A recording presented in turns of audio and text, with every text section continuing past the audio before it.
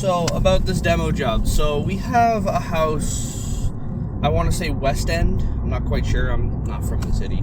Alright. I just moved here less than a year ago. Okay. But essentially what happened was their toilet exploded. Okay. Now, normally when a toilet explodes, it's just a small flood job and, you know, whatever. We go in there, we clean it up, we toss it in whatever where we need to go. However, the toilet exploded at the same time that a tremendous amount of gas built up in the lines.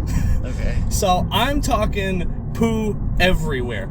The entire apartment was filled about waist deep in just sewage. And I'm not talking water sewage. I'm talking like not fun sewage. Not fun sewage? No, not fun sewage.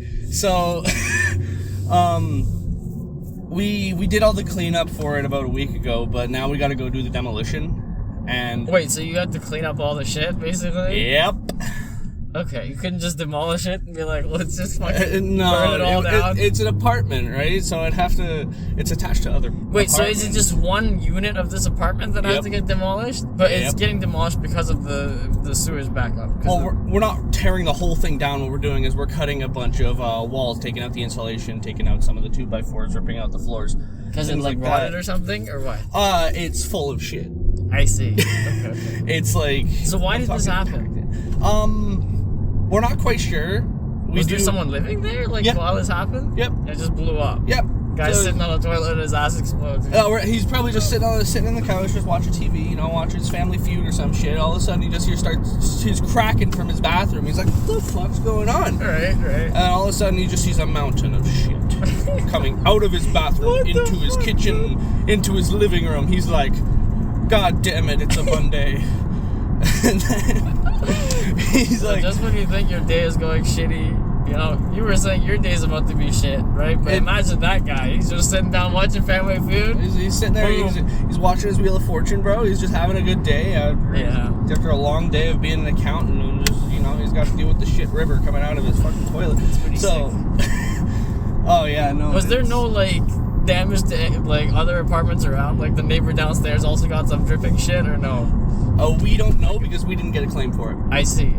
We work for the insurance company, so say someone has house insurance, then a tree falls through their living room, the insurance company calls us, and we go do that. I see, okay. So they could be dealing with their own shit with their own insurance company, possibly. Yes. There's multiple restoration companies out there, Belfour, Alpine, Parker, DKI, lots of them. Paul Davis, there's too many. But yeah, we get chosen at random from insurance adjusters. It's a good time. So any other interesting stories? Oh, do I have interesting stories for you? So there was a time where we were doing, it's not called a pack out. I think it's called resetting contents, where we take a bunch of stuff from a shipping container and we put it back into someone's house after the job is done. Okay. So we were at some lady's house, and we were putting all of her stuff back, and she had this massive Mickey Mouse collection. That's not important, but that's just a fun detail. Okay. So, as I'm picking up this stuff, and I'm putting it away, the guy across the street is this old-looking fellow, really frail, kind of... He looks like he comes from a retirement home. So he's just old, he's not old-looking. Yeah, he's just an old guy. Yeah. So, his trash bin fell over. And it was all over the road. And I'm like, oh, fuck. So I go over, and I bring one of the garbage bags we have, and I start, picking up the garbage with him.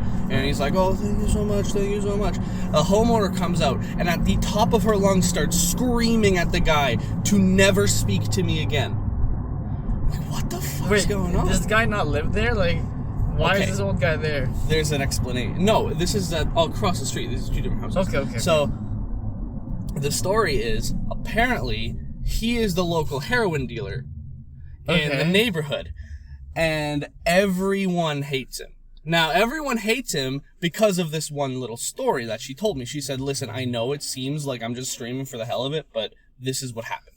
So, apparently, a couple of years back, on Christmas, there was one of her neighbors found their grandson in the attic dead. Okay. From a heroin overdose. He was 18 years old. Okay. So, and apparently he got everything from this old guy. Okay. Not only that, this old guy's not even supposed to be living there. he's living there illegally because the government just hasn't, taken action because they don't care. So. Wait, what do you mean he's living there illegally? Like, who's supposed to be living there? It's supposed to be It's supposed to be temporary Windsor housing. So you're supposed to only be there for a few amount of months. But he's like more than temporary. Yeah, he's been there for like a year. So, apparently, he's been selling like hard drugs to children and very young adults. And he's been getting them into a lot of trouble. And then he just dips. After he screws their life up, he just dips. So then he's gonna. How did they know he dips? Like, he hasn't dipped yet, so. Well, no, he dips from their life. He just he'll sell a bunch of drugs to 17-year-olds. Well, yeah, I don't think drug dealers are supposed to have insurance coverage afterwards. Well, no, what do you expect? Insurance coverage, yeah, but they're saying obviously he's gonna dip. Yeah, he just drug dealer. Yeah, he just cuts them off, and then they die, and they're like, "What the?" He's like, "I don't know what happened." Personal responsibility, man. You say no. No. Don't do drugs, kids. Don't sell drugs to kids. Okay, bro, man, come capitalism. on. It is what it is. You gotta eat. Oh yeah, it's wonderful. Honestly, working at this place, you get so many stories. You meet so many people. Any more? Let me think of the good ones. I've got fun ones, but I don't have any good ones. Oh, here's a fun one. So we were doing a job out in the county. Okay. And a tree had fallen through this lady's living room. Now as soon as we showed up to the house, we recognized it because we've been to that house before for a similar thing that happened. However, it was a flood in her basement. Okay. So after we did the flood, we had to come back a couple months later to fix her living room because a tree fell through it. The only thing that was similar was that the urn that was in the basement when it flooded was now moved to the living room where the tree now fell through it. Okay. So we put the urn back into the basement, right? Okay. And we're like, okay, we're going to leave that thing there because we don't want to fucking touch it. We don't want nothing to do with it. Not even a month later, we get a call that the insurance, not the insurance, the insulation is rotting in the basement. Damn. We're like, okay, yeah, no, this is bad juju. we're not going back to this house. You just say we're not coming back. We're not going back, bro. Bye. Your problem. Yeah, no, your problem. Well, because we weren't called out by adjusters, it's technically a non-priority job. I see. Oh, it was a great time. There's a lot of fun. Oh my god, I have a fun story for you. All right. Throw another one. This is a very, very, very not for the faint of heart story. Okay. So, we get sent out a lot to different places. So, we got sent out to Chatham to go work in we call it a heroin house. Okay. Now, a heroin house is not fun. So we walk. Heroin house sounds like it's a place meant for fun. Oh, don't you worry. It only gets worse from here. So, we get into the house, and the first thing you smell is it's just the single worst smell. I don't know even how to describe it. So we walk into this house and we just see stains everywhere. We see used heroin needles and used cans of Narcan all over the house. Shit, sorry. Yeah, no worries, my guy. Buddy's zooming. He's having a good day. I should have been zooming, but anyway. He's having a Monday, my guy. Anyway, so this guy was a heroin addict. Right. He had about 70 used Narcans. I don't know if you know what a Narcan is. I don't think. A Narcan, is that the thing that brings you back? Yeah. You're okay. It brings you back from an overdose. Right. So he had all of those, and then Buddy walked up to me, my coworker, and he says, "You want to see some finger painting?" I said, "Do I want to see some finger painting?" So he brings me upstairs to the bathroom, and in the bathroom, there's about 100 to 200 wipes on the wall from his finger that is just shit.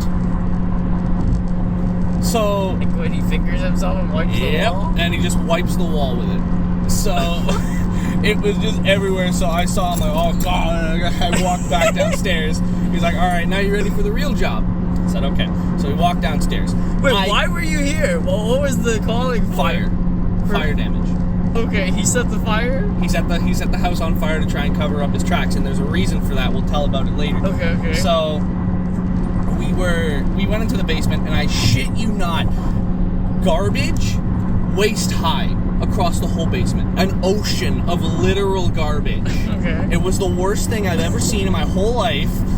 I walked downstairs and I honestly thought that I woke up in the 7th circle of hell. That's what I thought happened.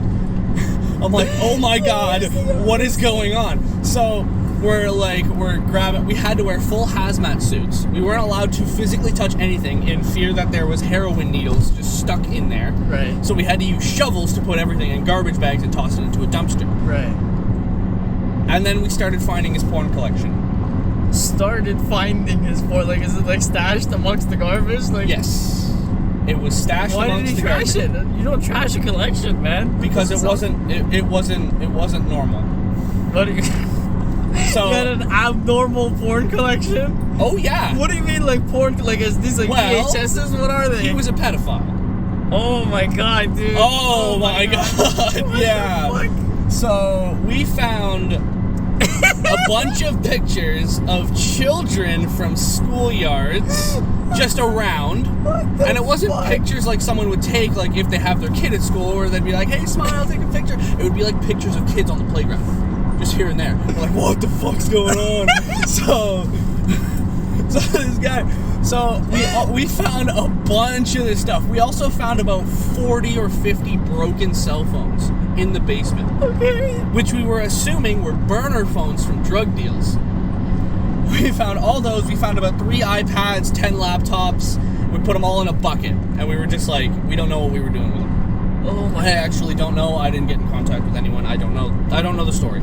Wait, you guys like trashed the child porn? Like, well, we didn't actually find child porn, but we found lots of pictures of children. And you trashed them all? Oh yeah. So like, well, aren't you supposed to report that to somebody? Be like, hey, look at these, like, they were covered sus as fuck pics. Bro, well, I mean, it wasn't our jurisdiction, right? Because we're not from that area of Belfort. Okay, we're not allowed to do that. All right. So what happened was, we what made me had to take him, and I had to step outside and just think for a second, was I found a little pink dress. Okay. And it was crusty.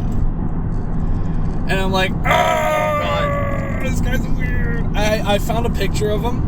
I have it on my phone, and I swear I've seen this guy on To Catch a Predator before. I promise you I've seen him. It was horrible in every single way. That was the single worst job I've ever been at. Wait, but you met this guy at his house, right? We never met him. No, he actually wasn't legally allowed to be at the house. Wait, but who was showing you the finger paintings? My coworker. Oh my god. My coworker who'd been there before. Oh my god, that's so sick. It was disgusting. In every single way was gross. Hated that. Yeah. So that was a not fun story. This sounded pretty fun, man. I don't know. I didn't have to clean up the shit, but it was the worst thing I've ever done in my whole life. I never want to go back. Oh. Alright, so what is the second worst thing? Do we have... The second worst thing? Ooh, let me think about that one. Oh, okay. So the second worst thing actually wasn't a gross story, but it was a annoying story. An annoying story. So we had to go to this house and take out some flooring due to flood damage. Okay. Which is most of the claims we do is flood damage. So we go and we start taking up the flooring. And as soon as we finish taking up the first layer of flooring, we look down and we're like, are you serious? There's a second layer of flooring. Okay. So normally what people will do is they'll put tile over tile in order to cover up that tile. Right. So we start pulling it up even more. And we start going, and we realize there's a third layer. These are all tile. Tile. Okay. And as we keep pulling up the third layer of tile, which was only supposed to be the one layer. We were supposed to do the one layer and then we were done for the day. It was a Saturday, we were on call. So 3 layers later, we pull it up and we find asbestos tile. Okay. I'm like, oh my god. So it turns out the house had never been tested for asbestos. And it was like a rented out apartment thing. So what happened was the tenants had left all the sinks running to flood the apartment because the landlord kicked them out. Okay. So they flooded the apartment. We had to take out 3 layers of flooring, and there was asbestos underneath it. Rip, dude. It was the worst thing.